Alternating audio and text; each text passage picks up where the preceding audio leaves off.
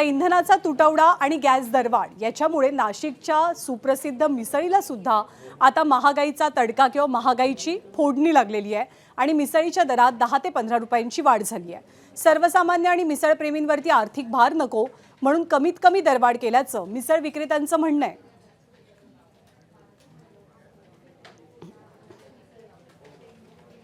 आता हे आमचे कस्टमर हे खूप जुने आहेत। आमची सुरुवातच 1976 पासून झाली, आता 50 वर्ष पूर्ण झाले आणि आमचे जे गिराईक आहे ते आम्हाला एकदम घरच्या सारखे। गॅस मध्ये वाढ झाली, तेलात वाढ झाली, सगळं आम्ही 5 रुपये वाढवले, जास्त नाही वाढवले।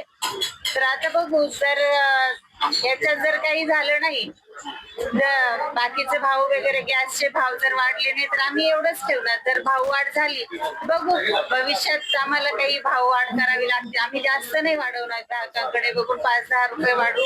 बाळासाहेब मिसळ आम्ही गेल्या 30 वर्षापासून नाशिककरांचं आणि मिसळचं अतूट नातं आहे।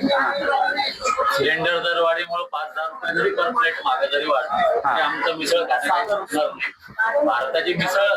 भारताची मिसळ राजधानी नाशिक, आम्ही काही 10 रुपये जरी वाढले तरी आम्ही मिसळ खाणं काही सोडणार नाही। आणि एवढी जगप्रसिद्ध मिसळ आपल्या नाशिकची, नाशिककरांची सकाळच मिसळ आहे, त्यामुळे दरवाढ जरी झाली तरी ती नॉमिनल दरवाढ आहे, आम्ही ती खाणारच। एबीपी माझा, उघडा डोळे बघा नीट।